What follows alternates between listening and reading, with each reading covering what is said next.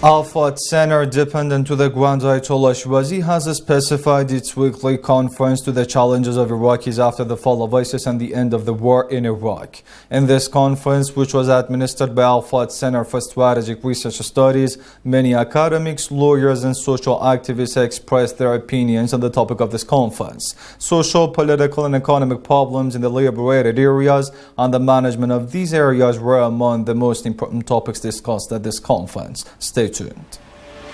Given the latest changes in the region, especially Iraq, and the great possibility of the volunteer forces in defeating Daesh terrorists in the near future, Al-Furat Center for Strategic Studies has held an assembly to discuss the current situation in Iraq and the possible social, political and economic changes after driving out Daesh terrorists. عقد مركز الفرات للتنمية والدراسات الاستراتيجية اليوم ملتقاه الفكري. Today at Al-Furat Research Center, we discussed the different social, political and economic changes which will take place after the volunteer forces defeat the terrorist groups in Iraq.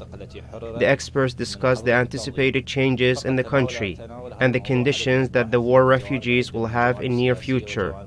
In addition, they presented solutions for the complications that the government will face while trying to restore these cities to a state of security.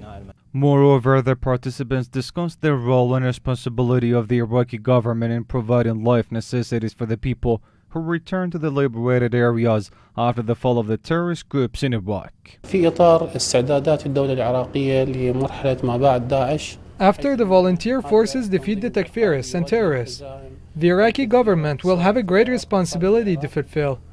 The terrorists have occupied so many lands in this country.